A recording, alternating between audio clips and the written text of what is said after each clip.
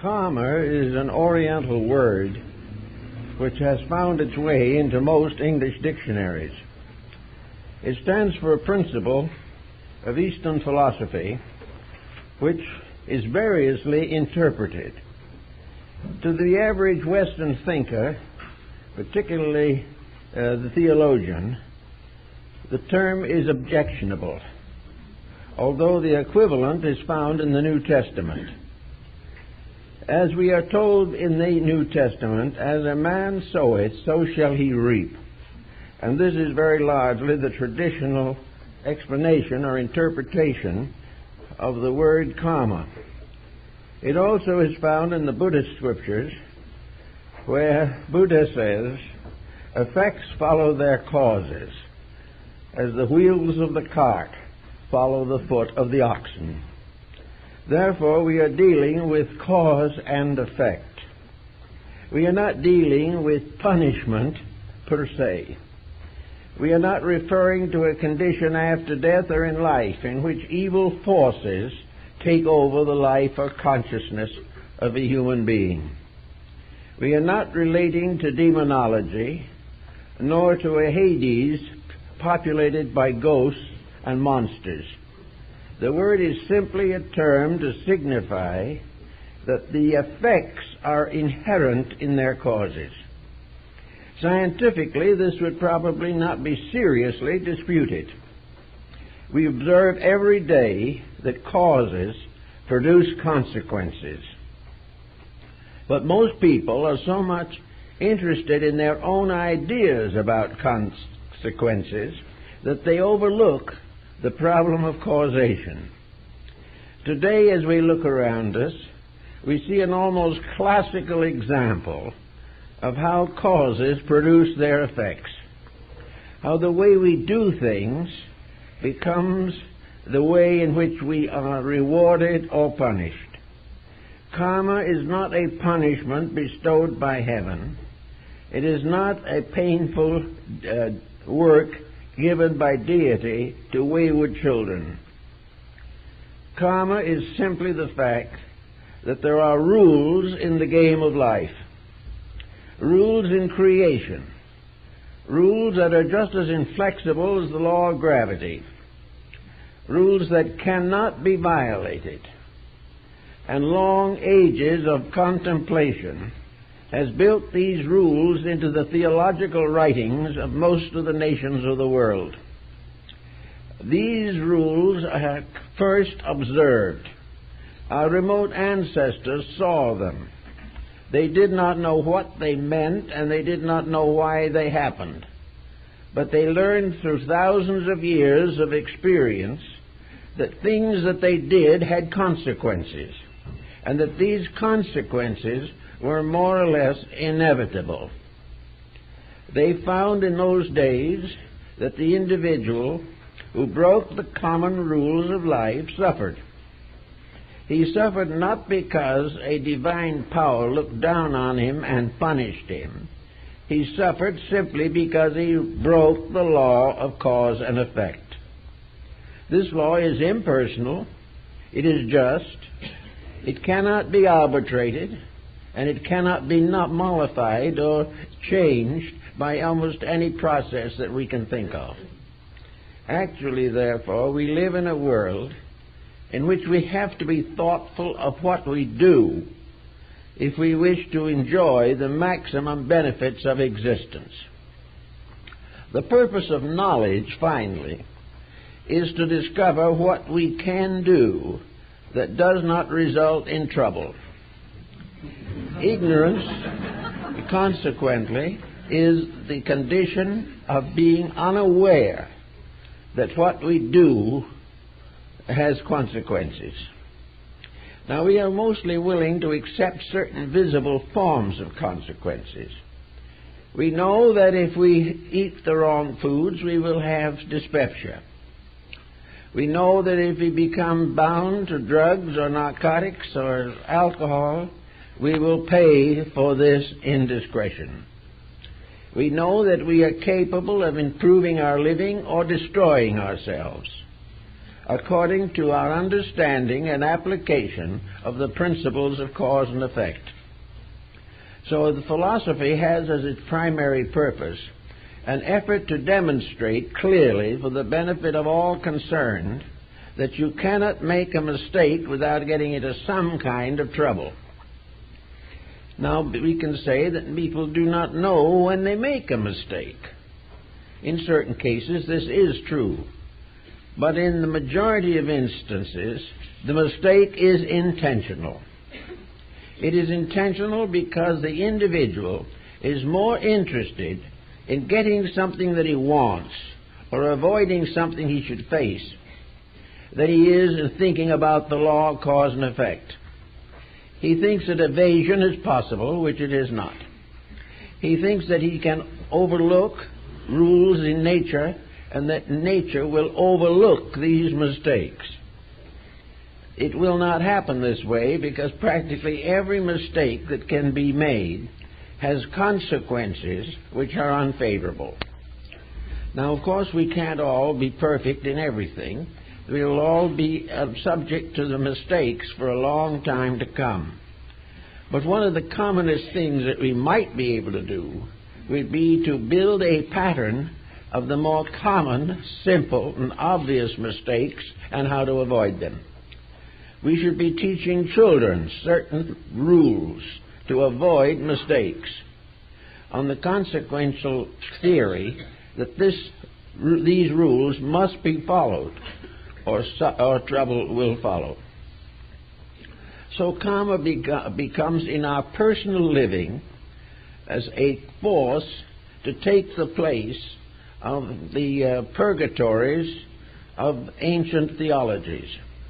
Instead of the individual going to some mysterious place after death where he will be boiled in oil, he can escape this very morbid and melancholy fact by realizing that the effects of causes are worked out on the same plane where the causation occurs.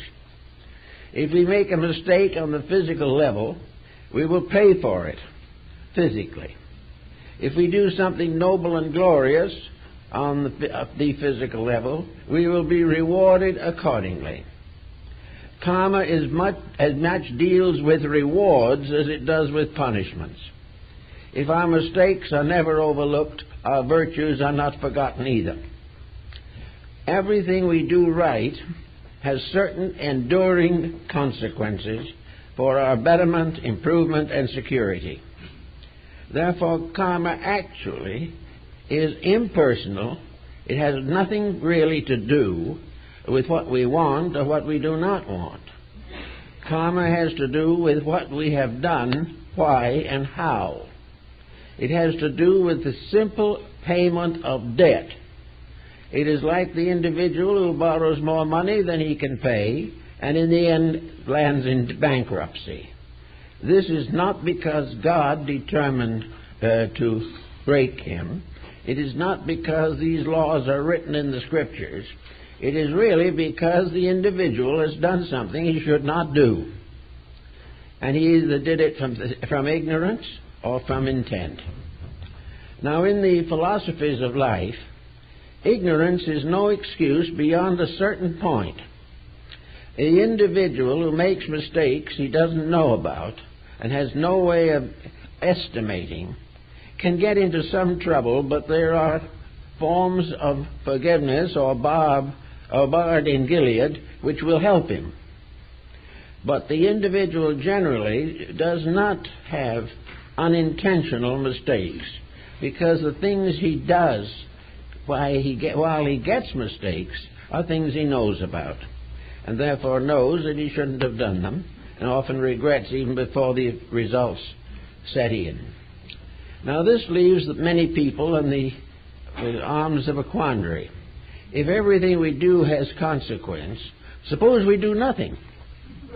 Suppose we wrap up in isolation and sit like St. Simon Stylites on the top of a column in the Libyan desert. We don't speak to anyone. We don't do anything. We live as nearly helplessly as possible. Ask no one for anything and tell no one anything. Would this settle karma? Yes, it would. But what is the karma of taking that attitude? The individual who sits alone long enough is paying karma right at that moment. He has given up making one kind of a mistake, has made another, and is sitting alone in the desert trying to understand the new mistake that he has just made. To do nothing, therefore, is not a solution. The only proper solution is to try, through study, thought, and experience, to do those things which are useful. From the moment of birth on, the individual is subjected to factors and factions with which he must contend. He must adjust to a world which perhaps he does not fully appreciate or does not wish to tolerate. But actually, he is here for a purpose. We are all here for one purpose primarily, and that is to grow. No matter what we think of it, this world is a schoolhouse. And in this schoolhouse, we are here to learn lessons. And the two factors that are important in our education is the education itself correct, and have we the courage and to follow it if it is. Young people should understand that law of cause and effect, or karma, is not theological. It really has nothing to do with the religious beliefs of people. It has appeared in almost every religion because it is a dominant factor in ethics. But law of cause and effect is not part of theology. It is just as much part of science, or philosophy, or ethics, or art, or literature. It is part of a complete pattern of life. It rules the businessman and it rules the poet. It governs the doctor and the bishop. These rules are all applicable to every walk of life, but they are definitely based upon a simple concept. You cannot do anything without causing a consequence of some kind. Now, of course, the knack of it, we might say, is to keep on doing those things with the consequences of which are enjoyable. Karma, therefore, is not merely an instrument of punishment. Karma gives us just as many rewards as it seems to give us penalties. But both the rewards and penalties are due to ourselves. We are the maker of karma and destiny in our own personal lives. There is no way of blaming this upon some vast universal mystery. Actually, of course, cause and effect is recognized in most sciences. It is recognized in law and medicine. It is recognized in ethics and most of the philosophical systems of the world. But it is there because it is just as much a part of us as breathing or blood pressure or any of the anatomical, physiological, or biophysical functions of the human being. So having settled in our own minds one simple point, that what we do is the basis of what we are, and what we are doing now is the basis of what we will be in times to come, we then come upon another attitude that has arisen, which is more theologized, and that is what we are doing now may have a relationship to the past. Are we paying old debts now? This is a serious matter, because there has been some discontent and disparagement of this concept. Actually, however, the individual comes into this life with his past inside of him. It is part of his consciousness. It is part of his experience. Therefore, in most instances, the individual sets his past to work again in this life. When he grows up selfish, he might have brought the selfishness with him because it was part of the fact that he had not outgrown it. But that selfishness expressing in this life will cause the troubles which start the reactions of cause and effect. Therefore, it is the weakness in ourselves that perpetuates the unfinished business of human evolution. Until this is fully understood, we cannot control the situation. But if we do not wish to be burdened by past karma, we must make sure that we have paid the bill when the mistake was made. If we haven't, then we have unfinished business. And that unfinished business is to learn to understand why our own attitudes must inevitably react upon us somewhere, sometime. There's no way of escaping them, but there is a way in the sense of transmuting them. So there is an alchemy also in karma. There is something about it that is very much like a remedial course in healing. The physical person, through wrong diet, through wrong exercise, through dissipation, gets sick, and the body becomes the instrument of the karma. The body is suffering for the mistakes of that which lives in the body. Now, if this can go on indefinitely, the individual can say, this is fate, it is inevitable that I shall have heart attacks, or that the kidneys will give out. And the individual can just go along until he dies of his complaints. Or he may decide that life is still worth living and that he'd better do something about his mistakes. If, therefore, he sets to work to correct the mistakes that are destroying him, the mistakes he has corrected cannot destroy him, because they have ceased to exist. Therefore, most karma ceases to function when the reason for it is exhausted. If the person has learned the lesson, he does not face it twice. If he has done what he should have done anywhere along the line and had faced it, the issue would be dead. But as a matter of fact, very few people, as you will know if you look around, really face into their own mistakes. The first thing they try to do is to blame the mistake on something else. At the moment, our greatest scapegoat for mistake is either politics or economics. We blame these for all of our troubles.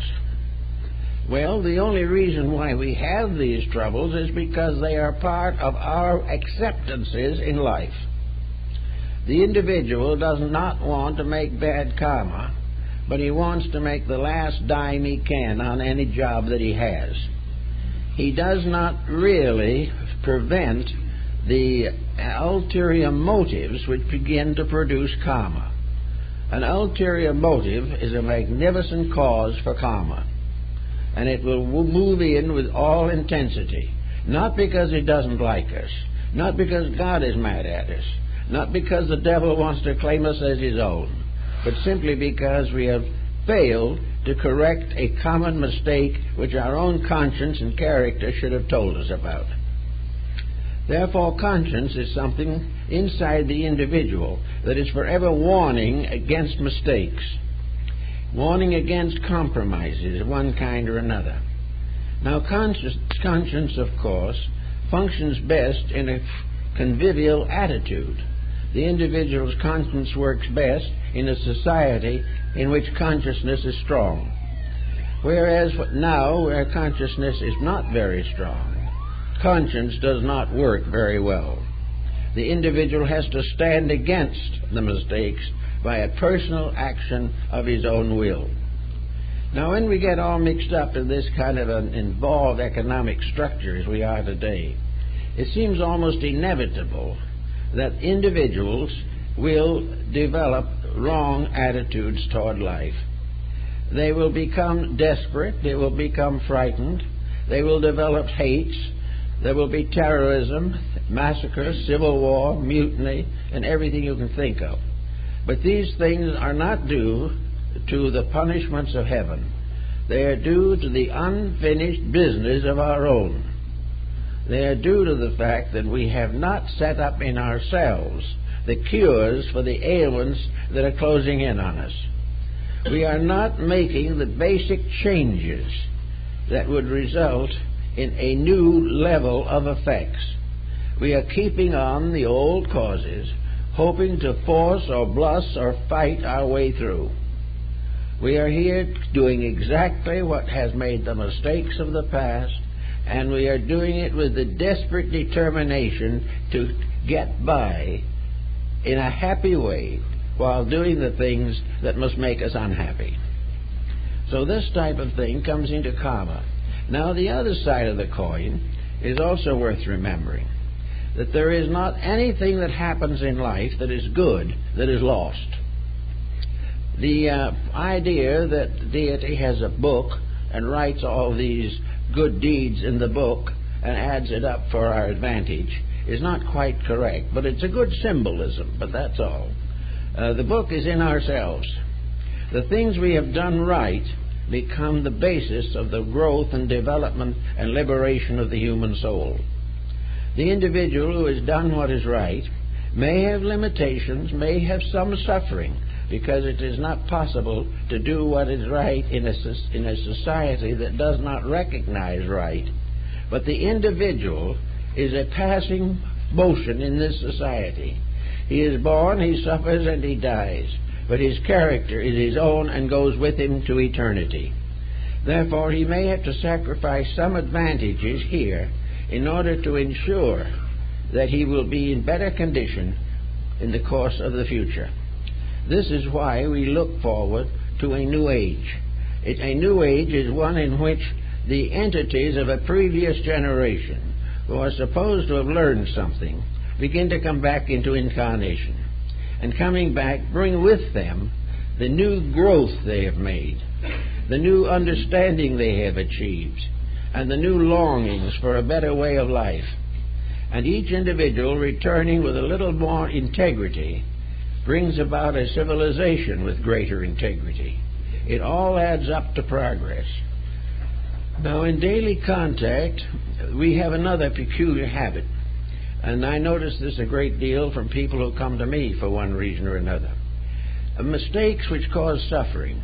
The suffering is keenly remembered, but things that go well are not noted. The individual seems to take it for granted that his rewards should always be good and therefore nothing unusual. But the rewards that are not good are painful, and these are very unusual. So the person has a tendency to overlook his blessings in favor of his misfortunes. I have talked to many people who have outlined at great length all the miseries they've gone through. But after some conditioning, we discover they had some pretty good things happen to them, which they did not even remember. Once the mind settles on misery, it is hard to move it. It wants to continue negative thinking. This caters to another problem in human nature, and that is self-pity. And if there is a creation that is sorry for itself, it is humanity. It's been sorry for itself from the first day. Therefore, the desire to be sorry for oneself sort of has a dignity about it. It has a maturity about it. The sufferer feels superior. He has had a greater and more dismal existence. He is subject to martyrdoms that have made him very important in his own sight. But he has not learned the important lesson of all, and that is that he must understand cause and effect. He must realize that the causes of the things that make him miserable are in himself, not in society. And the causes of the nice things, which he will not admit, these causes are also in himself and pass unnoticed. So it is very important for people to realize that karma, or consequence, is not merely punishment. It is the individual achieving that which he deserves. And the more constructive his deserving may become, the greater his good cause and effect will function. So we think very definitely of the importance of building positive patterns of conduct. That we are not here to estimate the punishments that we are going to receive. We're here rather to so live that these punishments fade out. On the basis of the problems we are confronted with in society today, we can look at the world as it is. We can look at the different attitudes that ruled conduct. And I think most people will realize that the world at this time is not governed by the best possible attitudes. It is governed by selfishness. It is governed by ambitions that are false or excessive. It is developing around a financial center that is unendurable.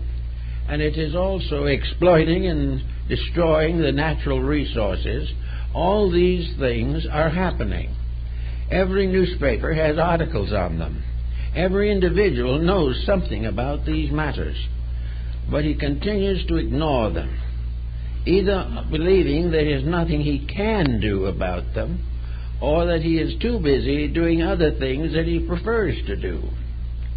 But the great working of karma, which sometimes brings a human being to the edge of chaos, is bringing the collective humanity, of which we are a part, also to the brink of chaos.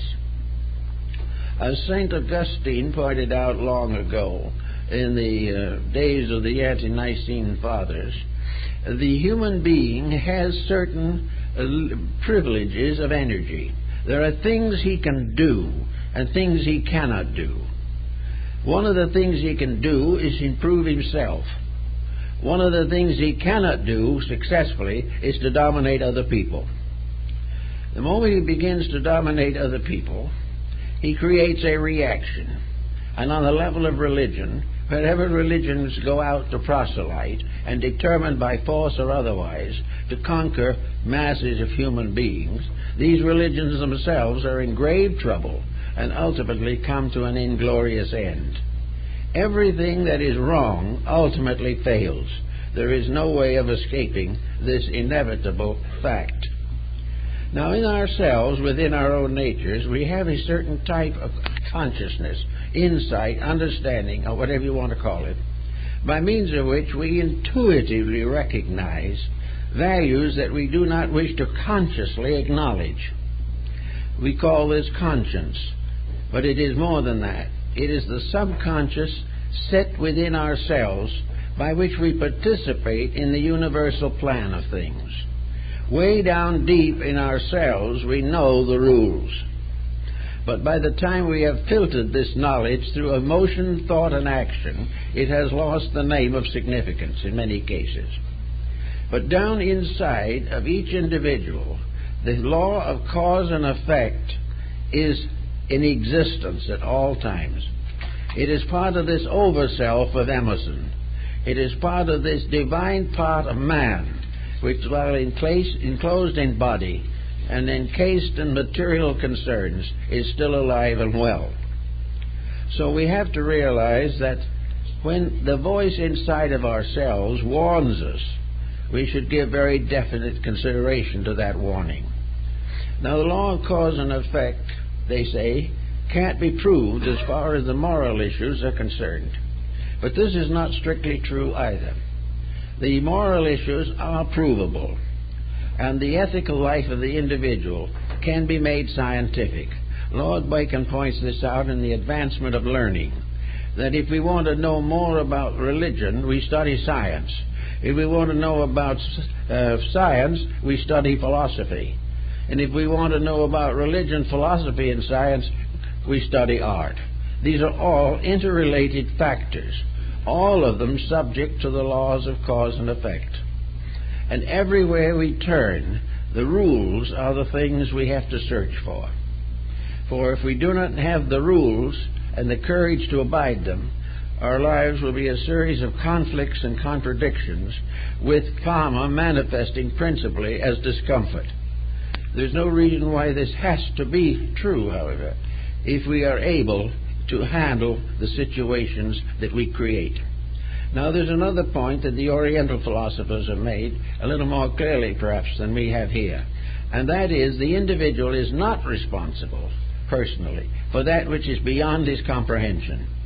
That which he does not know and cannot find out, he is not responsible for. He is only responsible for the gamut of his attained ethics. He has to live within the range of what he knows is right and what he knows is wrong. And the karma that we suffer from results from that which we know and do not assume and accept. We cannot be held responsible for conditions that are completely beyond our consciousness or beyond our control. But we are responsible for everything that is within the familiar pattern of the known. Now, what are the patterns of the known for the most part? For the individuals themselves. It's his daily life, it's his conduct, it is his growing up. The rules also involve his education, his schooling, his trade, his art, his profession, or whatever he selects as a livelihood. Going a little further, it comes into his emotional life. He becomes a person with a responsibility for a family. Both men and women, therefore, share this responsibility equally. They know what it means, and if they do not know, it is because they have deliberately ignored it.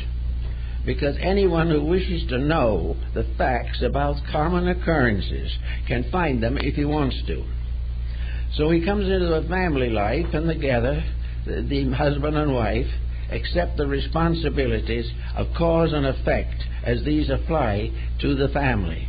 The neglect of these laws in family relationships can be very serious. For instance, in a family, if one of the parents at least becomes completely selfish, indifferent of the rest of the family, and goes out in search of fame or fortune, then that is creating bad karma for that person, a karma which they must ultimately face. The result of this karma is a detriment to the society, and under those conditions, karma appears as punishment. But it is also to be remembered that this detriment to the others may draw out of them a greater good than they would otherwise have ever known. They may rise above this loss, this failure of one member, and become very strong and brilliant and wonderful people. Therefore, that which is a punishment for one may be in turn an ultimate benefit for someone else. But the fact that the others benefit in no way reduces the karma of the person who neglects. These things fit together in very intricate patterns. Then they go out into life. There are all the things the person wants to be and to do and to have. He builds a career. Now the women are going out and building careers also. And the world of careers is becoming tremendously important. Now, career generally means that the person becomes a better person, better equipped to face life, and better able to achieve the integrities of independence. But for most part, that is not the way it is used. This advancement is not controlled by any ethical or moral motivation. The individual wants greatest liberty to do exactly what he wants to do. And if what he wants to do is against the rules of karma, he's in trouble. And most of the time it is. The individual who is a wastrel, the individual who is extravagant and dissipated, the individual who allows his morality to collapse because of wealth. This is all karma causing. And the karma is going to be far more difficult to overcome than the financial ascension to which the person has made an adjustment. Therefore, we have all the way along interlocking one man's karma of reward and another man's punishment. But it all works from the integrity center within the person themselves. And this integrity center must not be violated. Now, knowledge, as we know it today, claims all kinds of purposes and motivations. But the essential reason for knowledge, the real basis of our desire to know, is that we must learn to know what is right and wrong for ourselves. We must discover the truth, the life, the pattern which is possible for us to fulfill without danger or pain or suffering. We may have certain limitations, but the limitations in turn may also be liberations, depending on how we look at them. Now, at the end of a certain length of time, the human being begins to drift into what we might term retirement. He's getting to the end of most of the adventures of living. He has gone as far as he can industrially and economically and so forth and so forth. And he is now coming to the time when he must review and regulate his own life. Now, one of the unfortunate aspects of karma, if we wish to call it such, is neurosis. Neurosis is not an individual who is really in great trouble. Neurosis is an individual who has misinterpreted, misunderstood, and misused the advantages of living. He has accepted everything as punishment that was in any way an interference with his personal pleasure. So the law tells us, for one thing, that pleasure is good. We should all have it. But it is not the primary purpose for existence. We are not created primarily simply to have fun. On the other hand, good karma coming can be very amusing, very entertaining, and very refreshing, but it has to be earned. The older person settling down begins to wonder what he was here for in the first place. He does not understand, he does not know, he does not realize. He lives in a world which to him is a mystery, and he has learned very little about life except that he is gradually departing from most of the attitudes that he held firmly in earlier years. So this all adds up to the fact that if the human being was here forever, and if the gift of immortality was generally available, we might have a different attitude toward life. But life is really a day in school. It is part of a long program of education. And the most important thing for each individual in this school is to graduate with honors. Now, when you leave school, you can graduate with honors only if you're a good student. You can also graduate without honors if you're a good athlete and support the finances of the institution. Now, on this basis, we have quite a number of athletes, not necessarily who play games or sports, but who are graduating from school on the basis of something they've done for the school rather than something they've learned from it. So this problem is that when you graduate, you need to graduate with a passing mark or a high mark. But this does not mean that your education is complete. It is complete only when it advances you to the purpose for which you have devoted your educational career.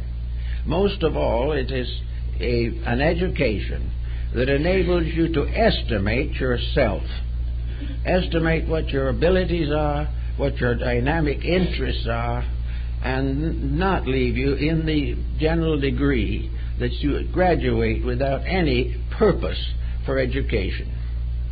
Education can be a luxury, it can be a fad or a fancy, but it is only useful if the individual uses it to understand the operation of cause and effect in his own life.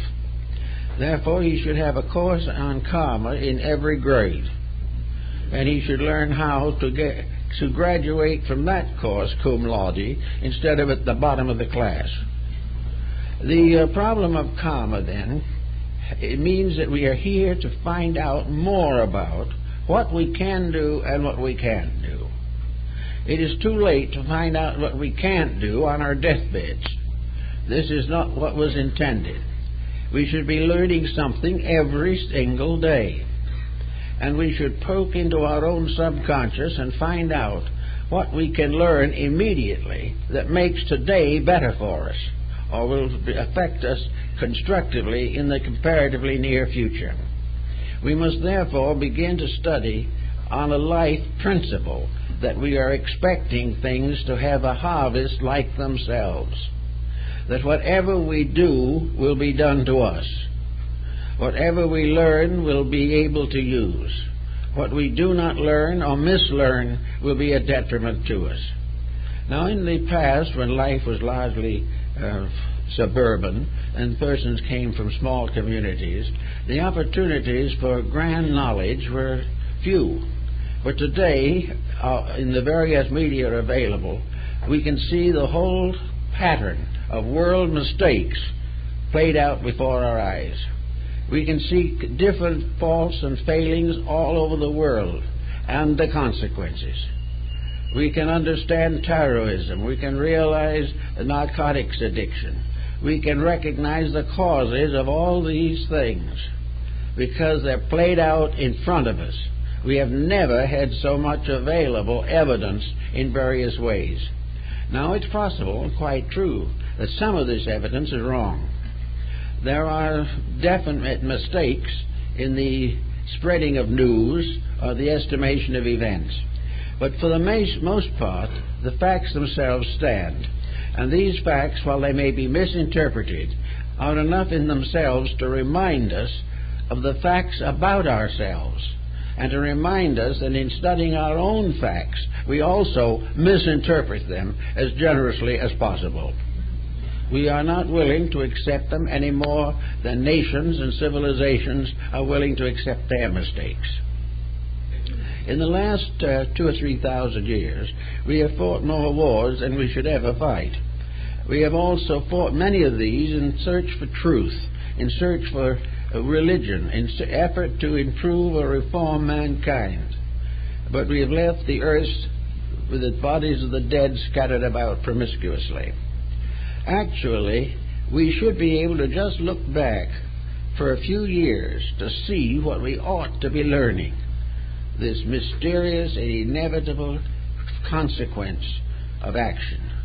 That we should see how, one by one, the dictators fall. One by one, the criminals fall. One by one, the selfish fall.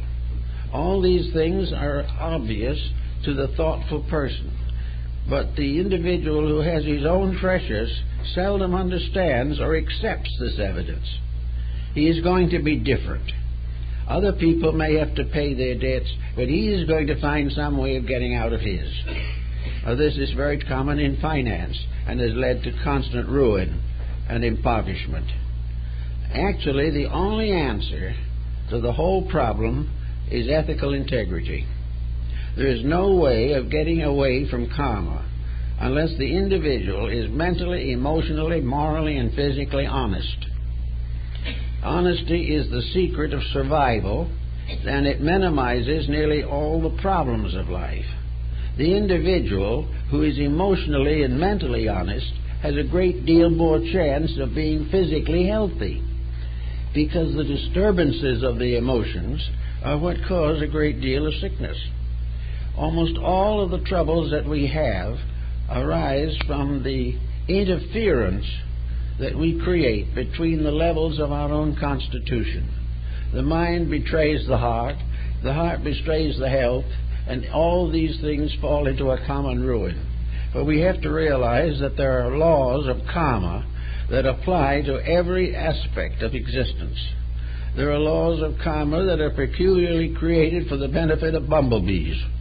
There are laws of karma that are necessary for the motion of stars. There are laws of cause and effect controlling everything that exists in the universe and existence itself. Therefore, all things are surviving because they live in an intricate pattern where survival is necessary and where the breaking up of survival is destructive to the entire pattern of life. Bring this down to our little daily living and the problems that we all have to work with.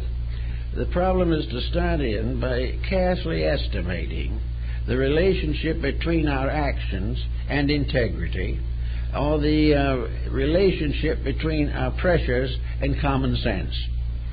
Is the individual, for example, who has found increased or improved financial condition making good use of this additional gain? Is he been faithful unto small things so that he could be made faithful unto larger things? Now, maybe he was grateful for the small things because he couldn't help himself. But when he got greater things, he began to be so happy about it all that he broke every rule in the book. This all becomes part of the problem. The more we have, the more responsible we become for what we do with it. And the proper use of it is a factor in karma, a very definite factor. Ben Franklin summed up the simple words, waste not and want not, and that's cause and effect. Just a simple statement of it. Every individual must use what he needs and has well, or else suffer from the karma of having abused them. All kinds of elevations of a state are blind and meaningless unless the elevation causes the individual to become a better servant of humanity. Wherever promotion results in increased finance and privilege and no responsibility, bad karma is not far away. All the way along, everything we do has to be estimated in terms of consequence. If we have children, we have to take the time to educate them. If we have the proper job, we must do it well. We cannot shoddy our work without ultimately causing karma. And if enough people shoddy their work, it is almost impossible for any of us to get a piece of work done honorably. This is not because the devil has been whispering in ears all the way along. It is simply because we are all setting the example to each other. And for the most part, the example at the moment is not good. So we have to begin this way, to really try to find out what is possible to us, so that we will not make these karmic decisions that hurt us. We should so live that as we drift through the years of life, that we have as much peace and harmony as possible, and continue to be as useful as possible. The perfect life is the useful life. The idea that success is to avoid or evade responsibility and labor these are fictitious ideas. Karma will punish the individual who believes that what he has should be kept in his own pocket as long as he lives. All these things represent misuses of things, and karma is the great pageantry of use and misuse. Now we look around a little bit and we find people who are doing very lovely things, very beautiful things, very wise things. Now this does not mean that these wiser people don't suffer a little. Everyone suffers in an unfinished universe. But it means that in compensation for a misfortune, there is such an internal enlightenment that the misfortune loses nearly all of its tragedy. The individual who does the best he can, really and honorably, when faced with a responsibility, is given unusual resources. Sometimes he prays for divine help, but the prayer is backed by his own integrity.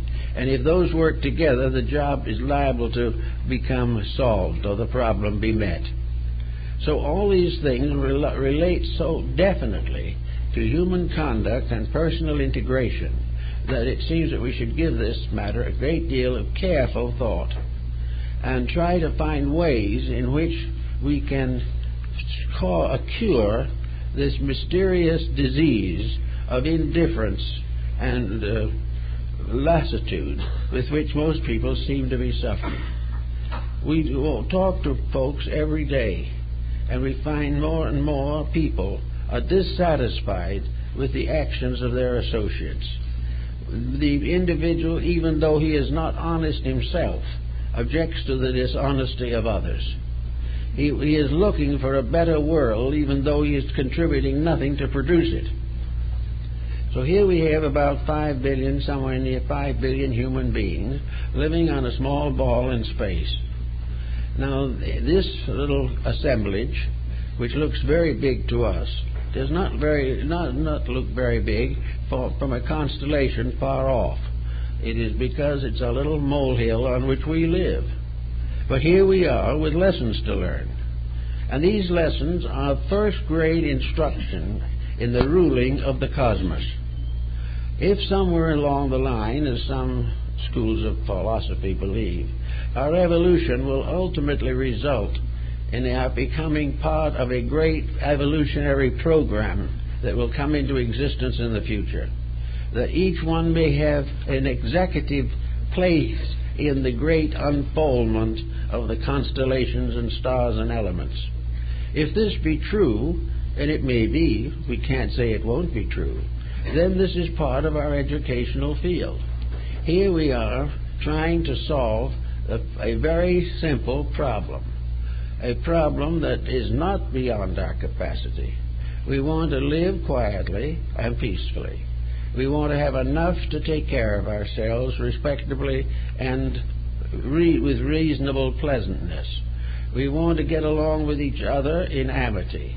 We want to have our beliefs respected, and in time we will learn to respect the beliefs of others. We want a harmonious, pleasant world. And when two people out of this hope both marry, they expect to live or hope to live in a happy and harmonious family. They want the things to happen immediately which are the greater good for all concerned. They are perfectly willing, if they care, to do something to motivate the good and well-being of others. Now, reforms nearly always start not with pure intellection, but very largely with emotion. Actually, we get further by the love of truth than we trying to understand it. The moment our affections are warm, kindly, and friendly, and we recognize the natural and inevitable tie between all living things, when this begins to sink into our consciousness, we find that love takes the place of law in many things. But love is a fulfillment of law and not an escape from it. If love is real, the law will not be broken. If love is unreal, the law will be broken. And if the law is broken, the love will fail. This is all part of a very big pattern. But the kindness of heart, unselfishness, integrity, values, peace, and affection, responsibility, recognition, and admiration for achievement, all these things are part of building a world in which the law of cause and effect is going to produce the results we most want. We want to live in a world which is right, but we have to cause right, or it will not happen. We pray to heaven to solve our problems, but heaven does not solve things that way. Heaven determines that each individual must have the vital experience of solving his own problems. Now, we all feel, you know, that there's something that can get us out of our difficulties. And we like to think that perhaps religion will do it. Well, religion will do it if that religion inspires us to do it for ourselves. If, on the other hand, this religion promises us freedom from the responsibilities we deserve, or will not acknowledge the correction of the proper mistakes, if the religion throws all burdens on the Lord and lets the individual do as he please, then we will continue into the future with exactly the problems we have today. To solve problems is a job. It is a profession. It is a dedication. It is an inevitable duty. Now, working with people a great deal as we have, we find out some problems that are comparatively frequent. One of the most common problems, I guess, today is this problem of dissatisfaction with world conditions. We don't like things the way they are. We don't like bombings. We do not like to have terrorist groups wandering about the earth. We hope and desire to have a normal and reasonable kind of existence. Now, why don't we have this? It's because we have not built it into the contracts between nations. We have not said that a treaty is finally a bondage of integrities. When the United Nations meets, it should meet with each candidate, each member, dedicated to truth, and not coming down with the information given him by some military dictator in the background. We cannot have any of the things we want without integrities, and chaos is the karma of lack of integrity. It is what happens when nobody does it right. Now, a lot of people want to do it right, but the interferences are hard to face, are hard to cope with. So we can say that the best chances for doing it right are among people who have dedicated themselves to a self-improvement, who are seeking in one way or another to grow, to be better, not in order that they may dominate others, but in order that they may enlighten themselves. If we recognize a divine principle at the core of our own existence, if we know that there is a God in us, and that this God within us is part of the inheritance that we have from space, we have within ourselves an inevitable power for right. We have within ourselves the capacity to grow, to enlighten ourselves, to perfect our own temperaments and dispositions, and to do those things which are most useful to our world. This is in us. It is the seed of the everlasting, sowed in the earth of the transitory. It is that which is our proper and inevitable mystery of the seed, the mustard seed, which, though the smallest of all seeds, grows into a great tree for the shelter of the birds and for shadow and shade for human beings. So our enlightenment, coming from the divine seed within ourselves, has to be one way or another developed. It has to be developed sometimes against a lot of adversities. And we may assume at the present moment that most people reaching maturity have not had necessary instruction in this particular area. They have grown up under a system which is largely materialistic, and therefore is continuing with all the old problems. It has grown up in a narrow atmosphere, and an atmosphere of self-centeredness, even though it has been comparatively moderate in its ambitions. But it has not been a dedication to purpose. I think that we should recognize the importance that every young person growing up should in some way or another be aware of a sacrament, and not one of the sacraments that we generally acknowledge in the church, but the sacrament of dedication. That just as surely as we have baptism and we have the sacrament of marriage, confession, absolution, Eucharist, all these things, that we also have the sacrament of dedication. Not a sacrament to become a clergyman, but a sacrament to dedicate life to its essential purpose. That somewhere along the line, each individual should come face to face with the realization of the natural responsibilities that are his in life. And actually, ancient people had this. It's strange that it was one of the things that dropped out. But back in the very early days of civilization and into some of the more recent Oriental systems, a child was not born a citizen. This is very important thinking. A child was not born as a citizen, and it had only a milk name. In other words, it had a child name. It grew up in the family with this child name, and in Egypt, the child wore a lock of hair, sort of twisted down over the eye, and the rest of the head was bald, shaven clean. But this lock was the child lock, and at a certain period, and certain time in its life, the child was taken to the temple with all the ceremony necessary, with all the relatives and friends, the whole community in the cheering area, taking care of making this a festive occasion. And at this moment, the child, now old enough to make a personal decision, usually in the middle or later teens, took the oath of obligation to his world. He was transformed from a child to a person. This was true also of women. It was not limited to men. This was a right of citizenship.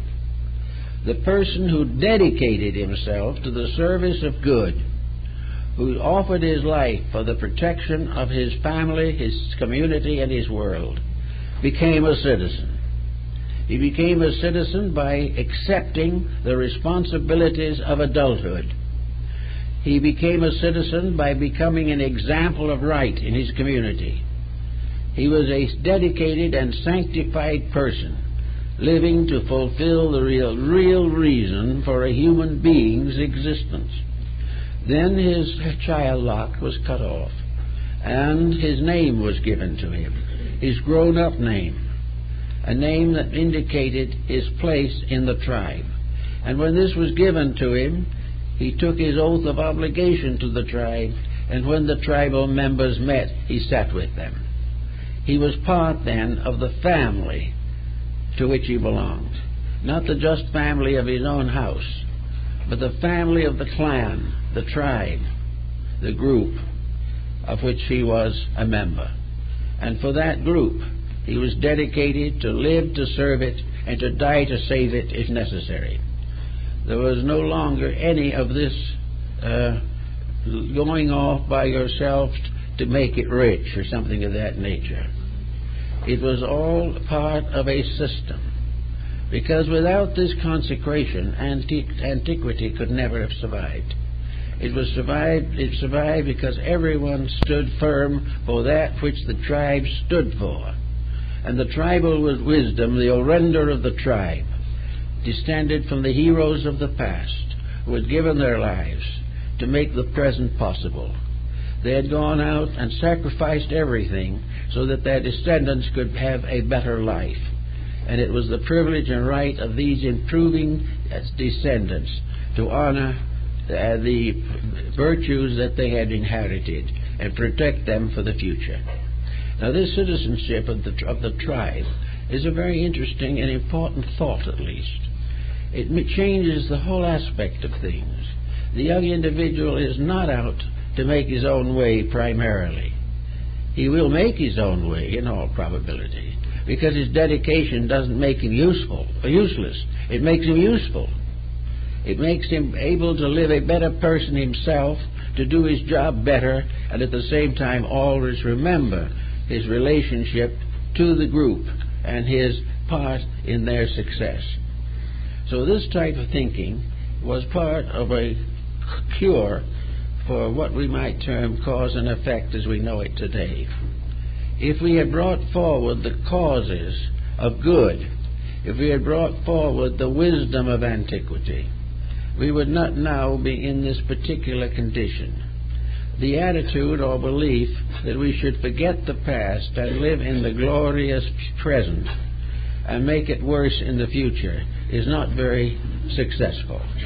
It's not going to do much for us, but it's going to do a lot to us if we do not gradually recover from the present attitudes. So then comes the idea of what happens when you do it right.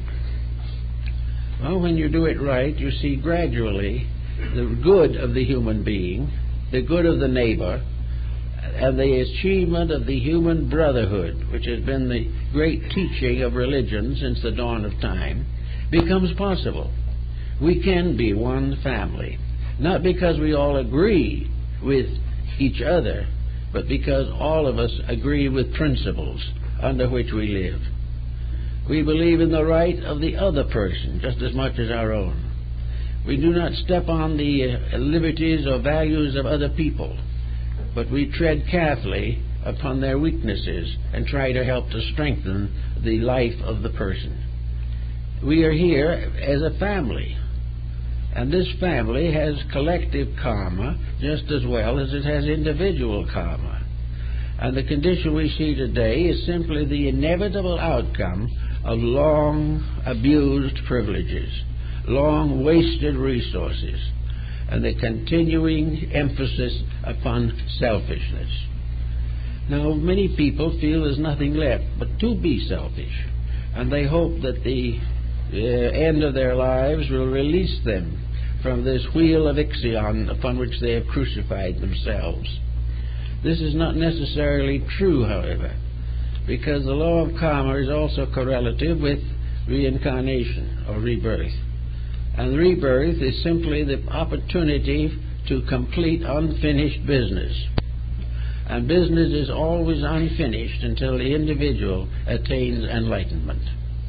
Enlightenment is the final victory of the internal over the external aspects of life.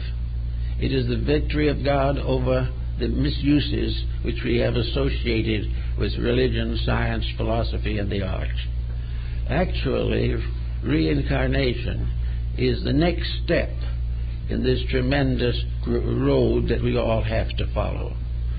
Reincarnation is another day in school. It is another opportunity to grow. And all we have accomplished today in this life are brought forward from previous existences. All these virtues and strengths become part of a new standard of education. The time must come, and is coming, when education must take on its final purpose, namely that education is necessary to fit the individual to become part of a great motion of life to which he belongs, a motion which leads through time and space to final identity with the cosmic integrity. It has to do with the fulfillment of all things. It has to do with the achievement of a purpose for life. That is one of the problems we have. We have more doctors we know what to do with. We have more attorneys than we need. We are now developing the largest following of computer operators that will be necessary in the next 2,000 years.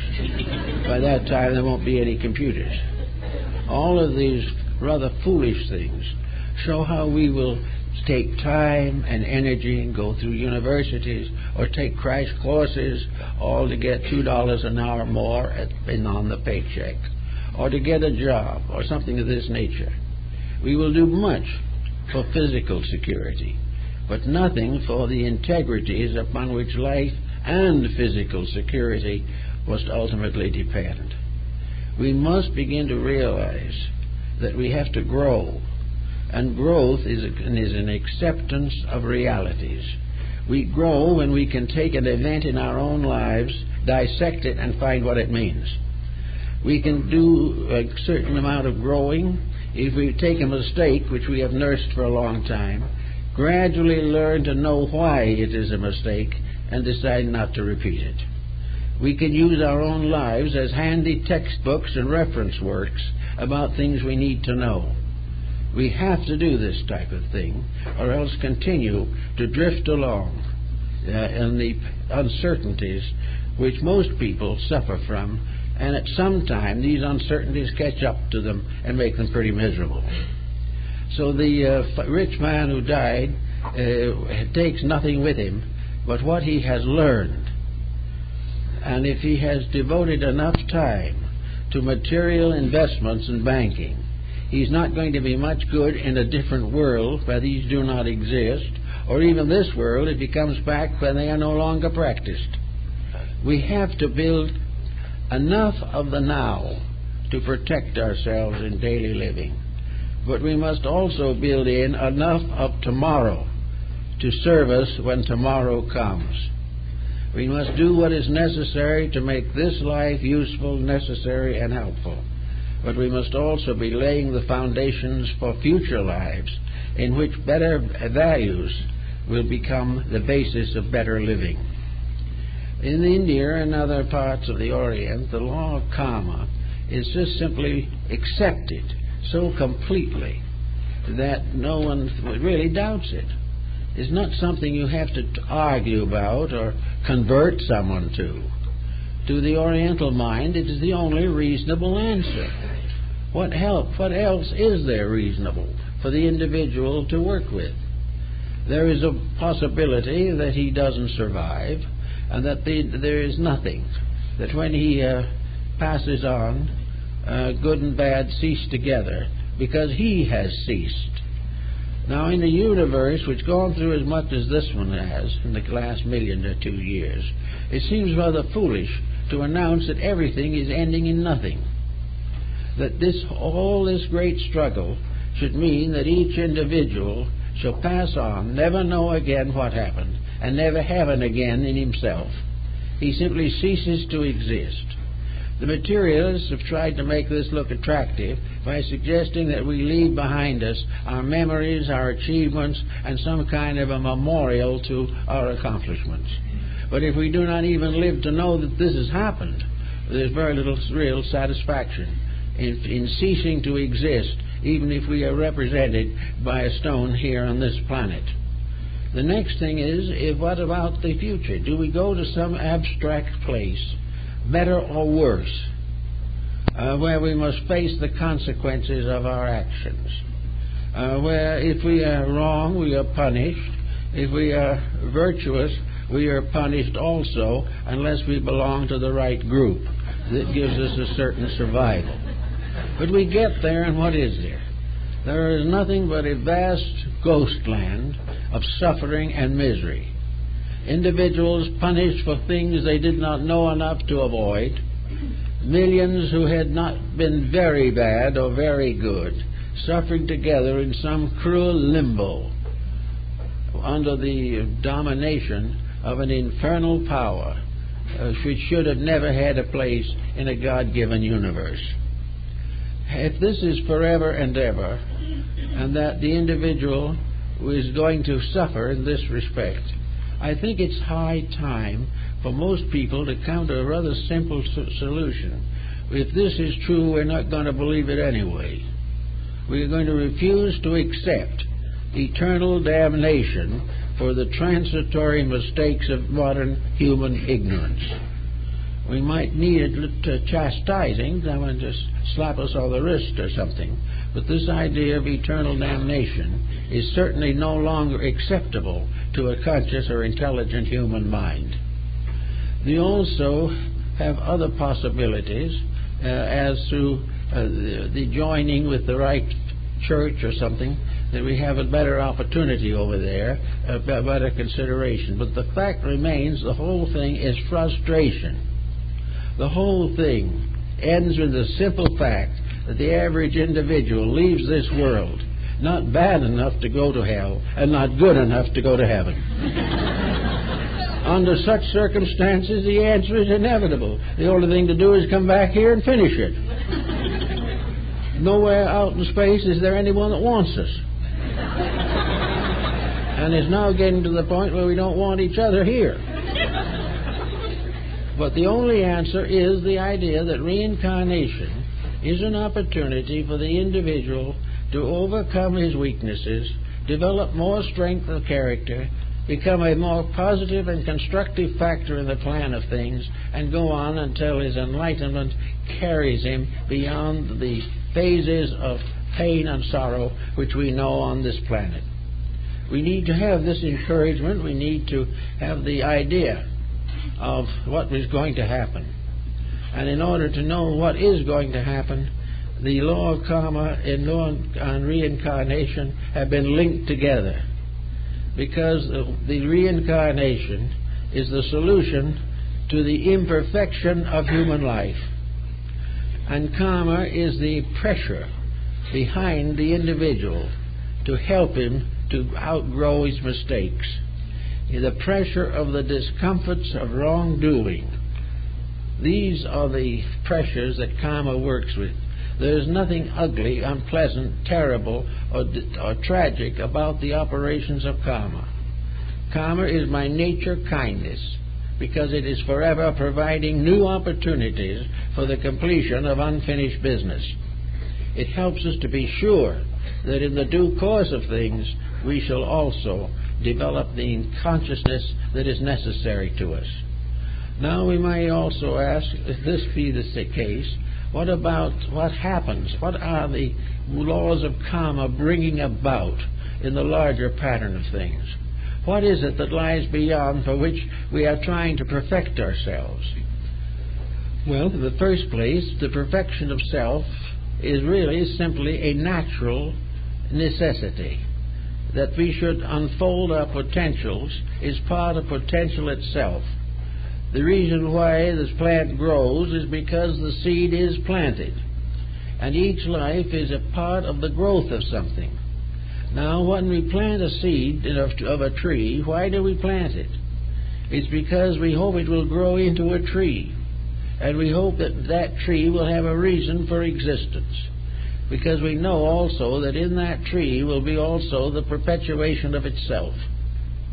Now, the fact that these growths are all continuous seems to indicate a universe of unfolding integrities and values.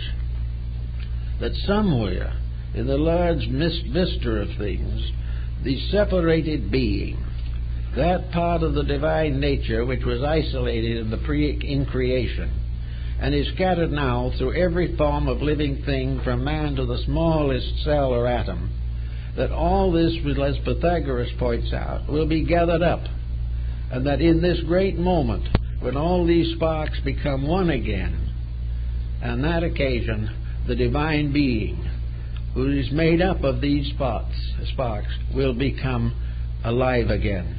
We resurrect or save the divided energies of God, return them to their source, and the divine power is fulfilled, completed, and made perfect by the constant contribution of its parts. When all things gather together, God blazes forth in the certainty of itself. It blazes forth as the perfection of all things. The sparks return to the flame. And all that is not part of the sparks and not part of the worldliness is absorbed again into the essences from which these things came. So that in the end, we are really all a great, eternal, divine power growing up in the multitude of imperfect sparks, gradually becoming liberated from the limitations of matter, and finally returning again to the infinite splendor which is our true nature and substance. What we are going to feel, how we're going to think, or what we're going to do when we are again part of the infinite is rather beyond us at the present time. But we know that it is in the keeping of an eternal power, and that the end of all things is perfection. Nothing is lost. There is nothing that can exist that isn't part of this growing thing that must ultimately become perfect in its own right.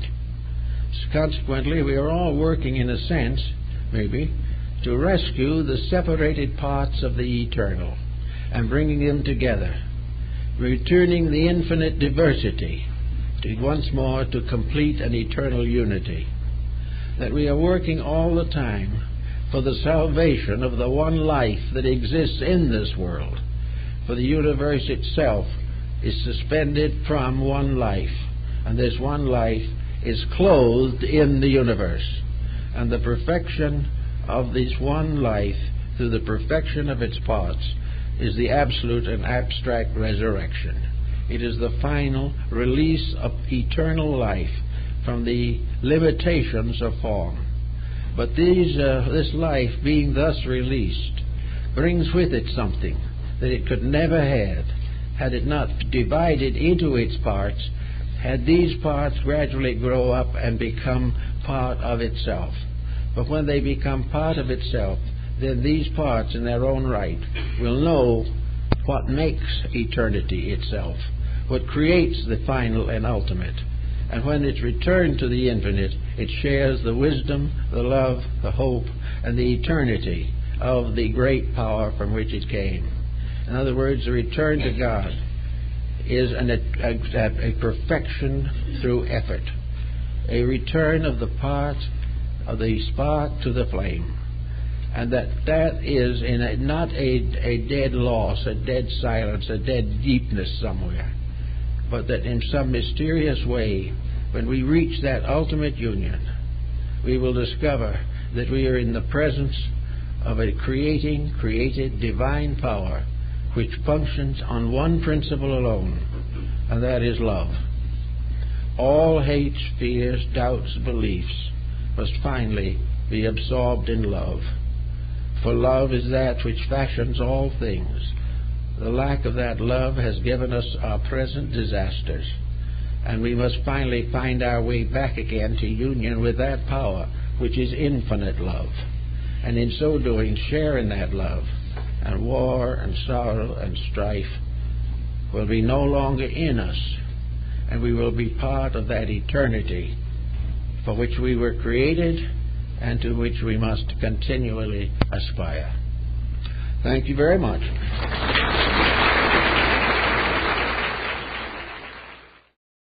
They did not know what they meant, and they did not know why they happened. But they learned through thousands of years of experience that things that they did had consequences, and that these consequences were more or less inevitable. They found in those days that the individual who broke the common rules of life suffered. He suffered not because a divine power looked down on him and punished him. He suffered simply because he broke the law of cause and effect.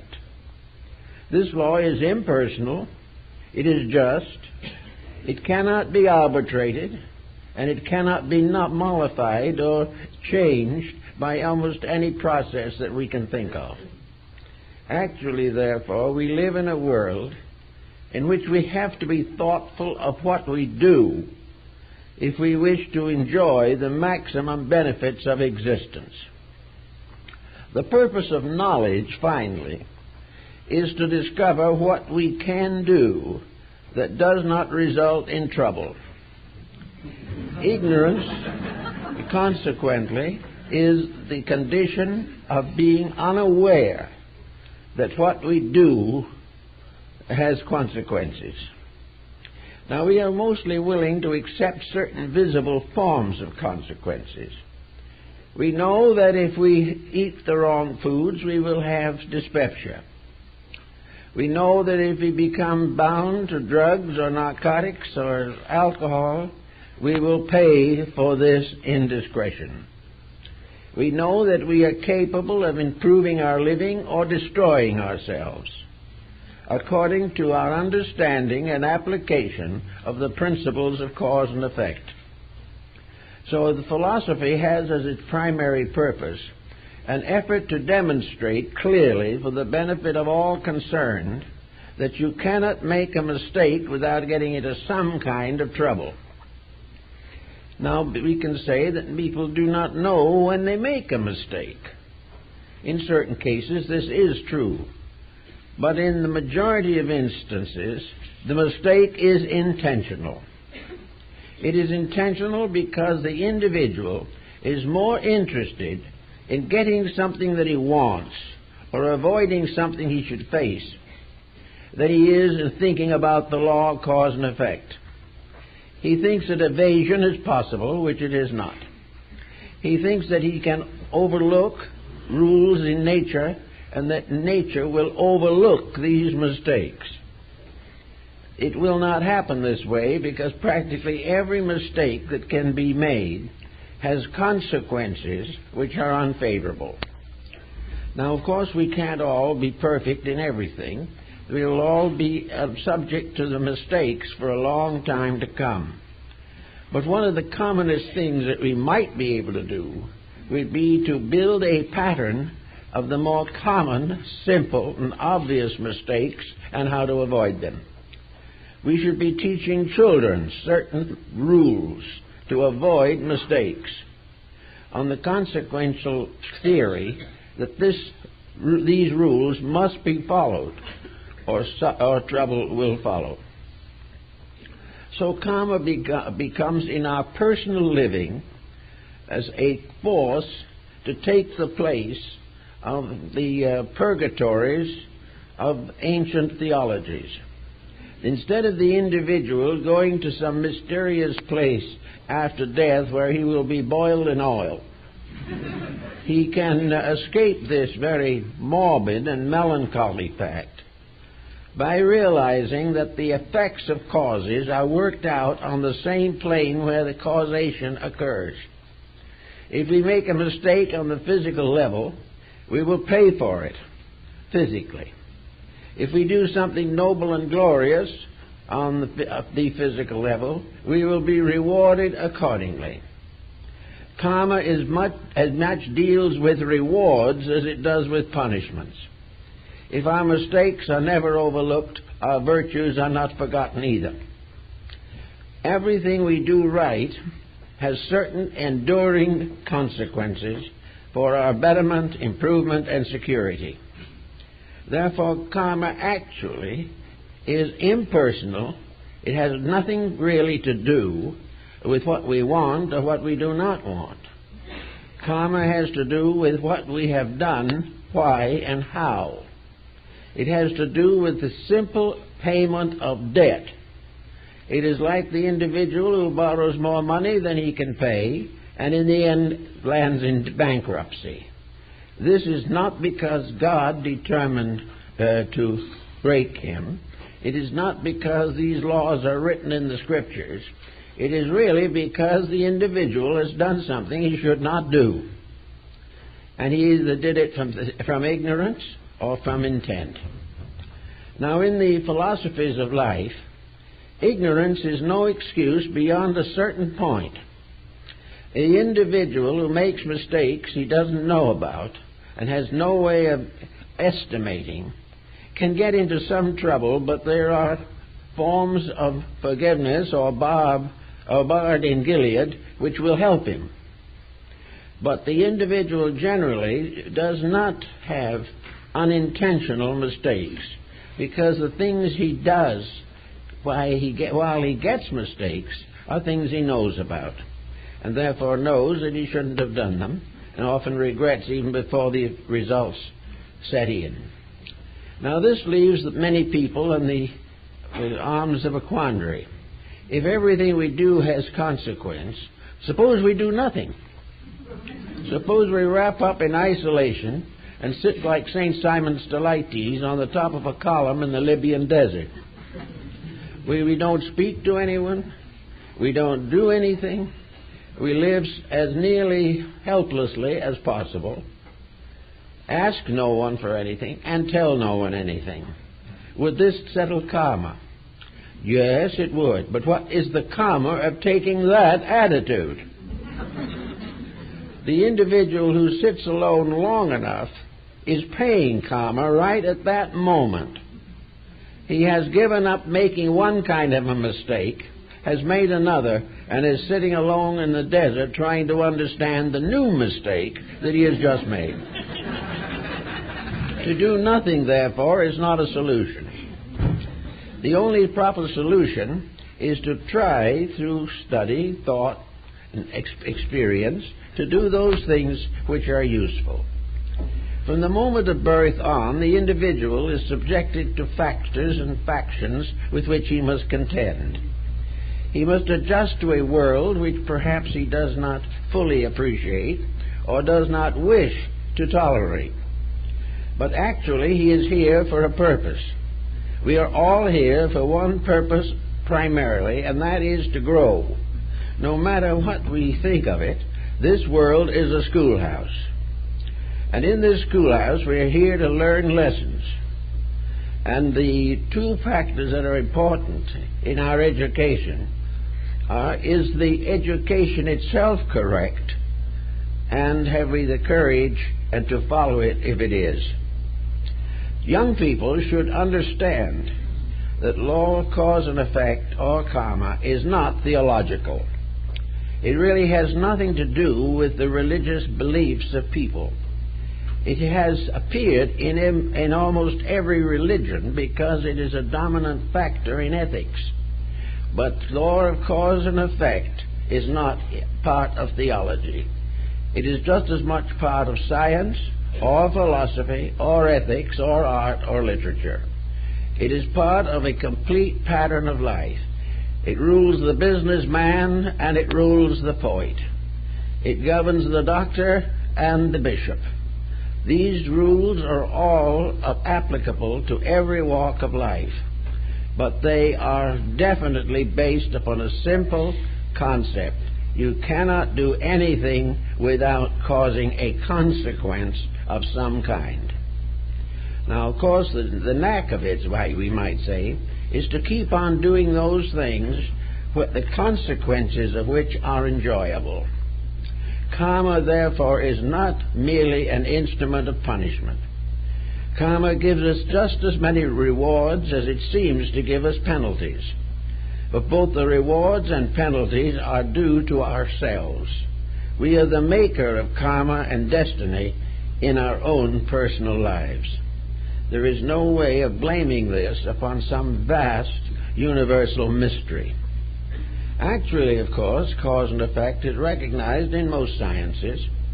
It is recognized in law and medicine. It is recognized in ethics and most of the philosophical systems of the world.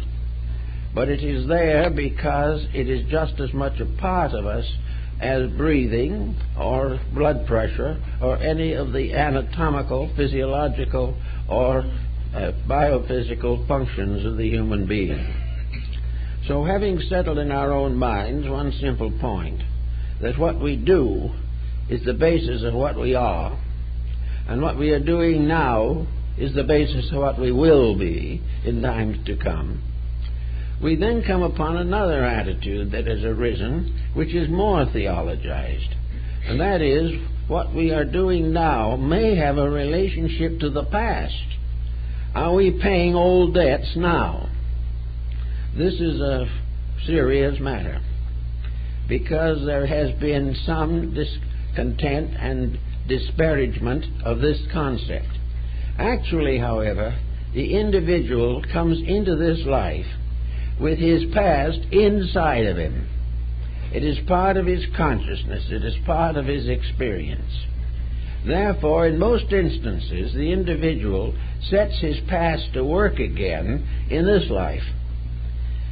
When he grows up selfish, he might have brought the selfishness with him because it was part of the fact that he had not outgrown it. But that selfishness expressing in this life will cause the troubles which start the reactions of cause and effect. Therefore, it is the weakness in ourselves that perpetuates the unfinished business of human evolution. Until this is fully understood, we cannot control the situation. But if we do not wish to be burdened by past karma, we must make sure that we have paid the bill when the mistake was made. If we haven't, then we have unfinished business. And that unfinished business is to learn to understand why our own attitudes must inevitably react upon us somewhere, sometime. There's no way of escaping them, but there is a way in the sense of transmuting them. So there is an alchemy also in karma. There is something about it that is very much like a remedial course in healing. The physical person, through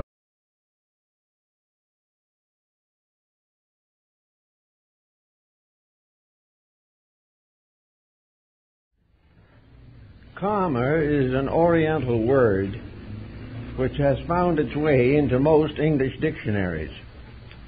It stands for a principle of Eastern philosophy which is variously interpreted. To the average Western thinker, particularly the theologian, the term is objectionable, although the equivalent is found in the New Testament. As we are told in the New Testament, as a man soweth, so shall he reap. And this is very largely the traditional explanation or interpretation of the word karma. It also is found in the Buddhist scriptures, where Buddha says, effects follow their causes, as the wheels of the cart follow the foot of the oxen. Therefore, we are dealing with cause and effect. We are not dealing with punishment per se. We are not referring to a condition after death or in life in which evil forces take over the life or consciousness of a human being.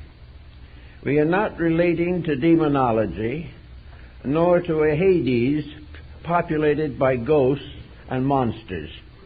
The word is simply a term to signify that the effects are inherent in their causes. Scientifically, this would probably not be seriously disputed. We observe every day that causes produce consequences. But most people are so much interested in their own ideas about consequences that they overlook the problem of causation. Today, as we look around us, we see an almost classical example of how causes produce their effects, how the way we do things becomes the way in which we are rewarded or punished. Karma is not a punishment bestowed by heaven. It is not a painful work given by deity to wayward children. Karma is simply the fact that there are rules in the game of life, rules in creation, rules that are just as inflexible as the law of gravity, rules that cannot be violated. And long ages of contemplation has built these rules into the theological writings of most of the nations of the world. These rules are first observed. Our remote ancestors saw them.